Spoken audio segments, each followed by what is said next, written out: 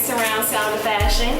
Tell me what's going on with you today. I'm here at Surround Sound of Fashion. First time I've been invited, but this isn't the first time that you guys have done Surround Sound of Fashion. So thank you for asking me to come out, be a part of your legacy, and it's always good to connect, not only with Surround Sound of Fashion for the first time, but also with the city of Chicago.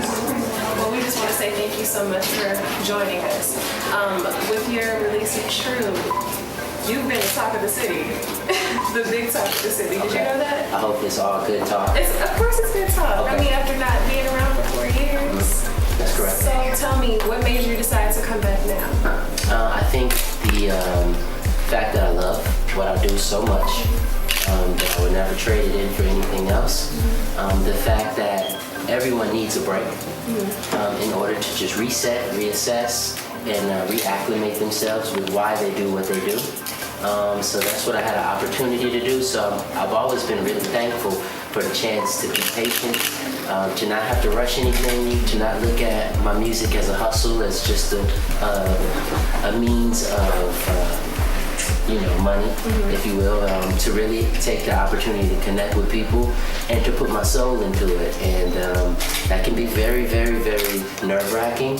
It can cause a lot of anxiety. So, just getting past those initial kind of nervous moments of what do people say when they hear this, what are they going to think when they hear, some of the things that I've gone through. But the fact that they write me and they say, God, I went through something just like this, or I can respect that you talking about something real. Man, this is what I've been missing personally. So I'm just really glad that everything happened the way it did. I am too. Yeah. I've missed you. I feel like everyone has missed you. Thank you. I love the song True. Where did you get the inspiration to write it? From my life and from things connected to my life, from reading stories about the lives of others, and realizing that even though we're all different, there are some things that connects us, and usually if we can identify with those things, then we can come together and maybe find some similarities in one another instead of seeing each other so different all the time. And a lot of times I know that I'll go places and people look at me with a certain kind of eye because of either what I do, because I've got tattoos all over my body, because they don't know if I look like East Indian or Afghanistan or what, they don't know. So I always get a lot of that kind of stereotypical glare, and I realize that that's the same way for a lot of us. And it isn't until we start to talk and we allow ourselves to tell our story that other people can say, okay, I know who this person is, and I can understand them, I can respect them, and I can have compassion for them. And that's what I wanted to use my 4 minutes opportunity to do. It was never my intention for True to be a single. It was never my intention for people to even hear it. It was just the therapeutic kind of release for me.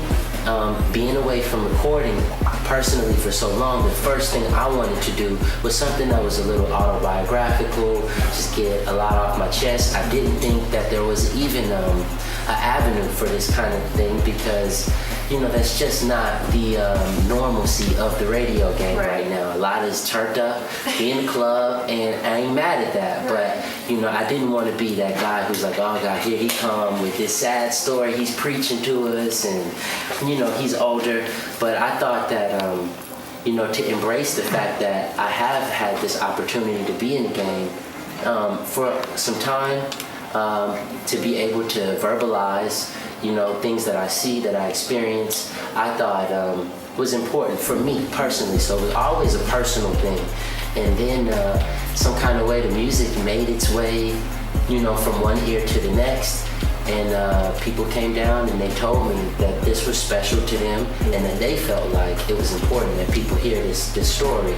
And so it really wasn't all my idea, but I think I was in the right place at the right time, and I was able to just be a vessel. And I think it's cool how sometimes your greatest accomplishments aren't always your ideas, that it's just about kind of being there and showing up and being able to kind of take in the blessing that's before you. Absolutely. I just want to say thank you so much, Lloyd, for talking with me today, and I'm so happy to have you here at Surround Sound of Fashion. Thanks for having me.